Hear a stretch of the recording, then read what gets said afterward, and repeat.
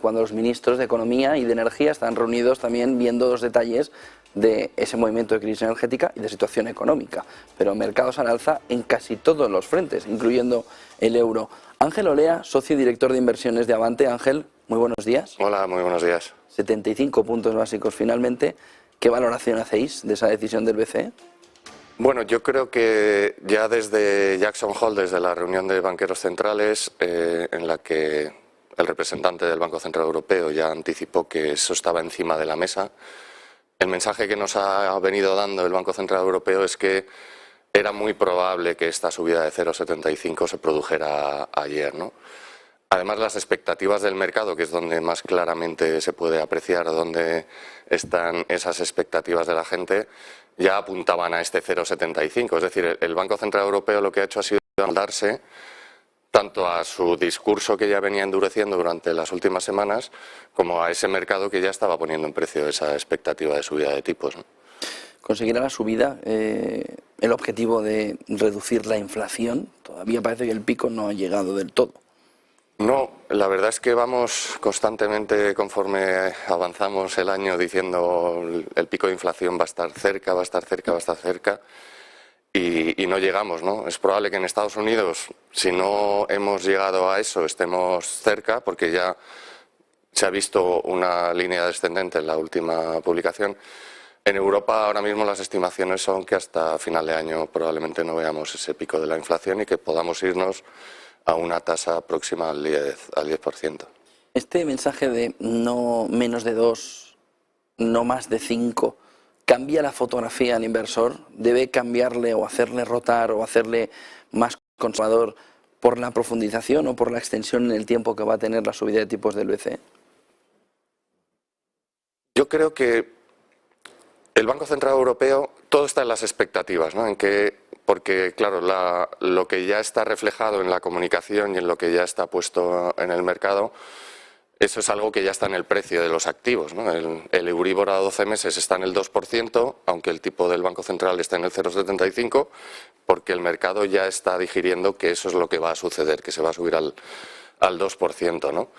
Entonces, va a depender de las expectativas de aquí en adelante, ¿no? Yo creo que ese ajuste ya de que la gente estime que ese 2% va a ser al menos el nivel que va a tener el Banco Central Europeo, ya va a ser un ajuste significativo. ¿Que pueda subir algo más? Puede ser. ¿Que pueda quedarse? Porque el Banco Central Europeo lo que ha hecho con el mensaje desde hace Jackson Hole es intentar ponerse un poco por delante de la curva, ¿no? Que estaba muy por detrás, ¿no? En un momento en el que además se está dando cuenta de que un euro tan débil es perjudicial para la dinámica de la inflación, porque al final importamos inflación en todos los bienes que importamos, pero es que además la factura energética, que es muy grande, se paga en dólares, ¿no? Entonces, yo creo que están cambiando un poco de sentimiento respecto a que necesitaban endurecer algo más, de que el euro era un factor importante, que no lo estaban teniendo en cuenta, y mi sensación es que probablemente este ajuste va a estar ya muy cerca del tope del ajuste. Ya sé que hay informes que hablan de que probablemente sigamos muy por detrás, de que van a venir todavía datos de inflación negativos, de que el gas sigue siendo un problema a corto y medio plazo, pero nosotros somos razonablemente optimistas y pensamos que en Europa es un tema, al igual que en Estados Unidos es más de demanda, aquí es un tema más de costes o de oferta. Entonces estás un poco que, por eso el Banco Central ha tardado un poco más, porque no tenía muy claro cómo se iba a trasladar todo esto, ¿no? Pero yo creo que el ajuste ya es muy significativo. No sé si Europa se puede permitir tipos al 3 o al 4, probablemente no. Los veremos o no. Yo creo que el 3 ya es una zona muy exigente y que probablemente no lleguemos a verla. Bueno, ahora que se ha puesto de moda el término apocalipsis, ¿no? El 4% sería lo más parecido a un apocalipsis para el crecimiento europeo. El 4% sí. Es un escenario completamente distinto al que ayer planteó Christine Lagarde. No dejó en ningún momento intuir, decimos el 4% porque hay varios informes esta mañana que apuntan a que tendría que irse al 4%. El 4% es un escenario completamente distinto. Ese sí es apocalíptico. Y ahí tienes un tipo hipotecario, un Euribor, que se puede ir al 5 y pico. Es decir, que el coste, por ejemplo, de hipotecas en variable de ahora respecto a lo que pudiera llegar, eso sí es una subida de 1.000 y pico euros al mes. El cambio es muy importante en la demanda interna. Yo creo que ese es un escenario de baja probabilidad, porque seguimos con deudas elevadas, seguimos con un crecimiento en Europa que no es como el de Estados Unidos, y el Banco Central Europeo ha rebajado la estimación de crecimiento al año que viene al 0,9, probablemente es optimista todavía. Bueno, en el escenario base, ¿no? En el escenario base y en el negativo menos 1,7. Pero es que aquí, claro, no tenemos un mercado tan dinámico, la demanda no está tan fuerte. Habló Lagarde ayer de estancamiento económico durante esta parte final de este año y principios de la que viene. Los bancos centrales van a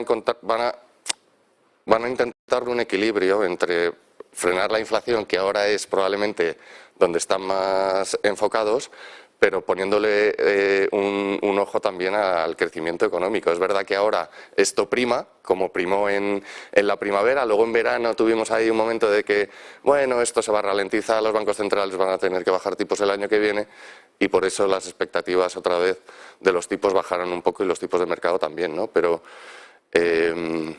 bueno, sí, esa es un poco la sensación, ¿no? De que yo creo que un 3% ya es un escenario muy negativo y que tiene baja probabilidad. Volviendo al inversor, en este escenario la renta fija ha estado vapuleada en el primer semestre de manera histórica, no es comparable a la caída de la renta variable.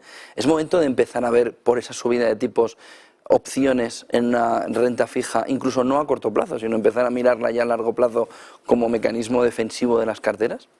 Bueno, nosotros pensamos que sí, que ya hay que empezar a posicionarse ahí.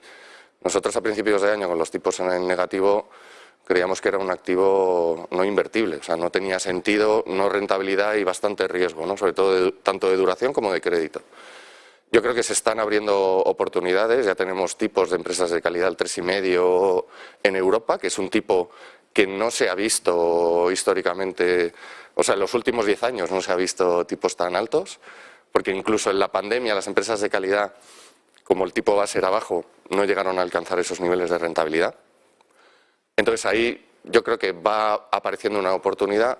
En duración todavía estamos bastante conservadores porque bueno, pensamos que el mercado puede seguir girando un poco al alza en los tipos de interés, y ahí lo que hemos hecho es aumentar un poco la duración vía el bono americano a 10 años, donde ya pensamos que esos niveles del 3,5 te dan un soporte razonable y ya están poniendo en precio una inflación elevada, ¿no?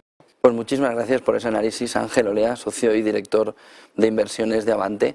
Gracias por acompañarnos. Buen día, Ángel, y buen negocio. Muchas gracias, buen día. 9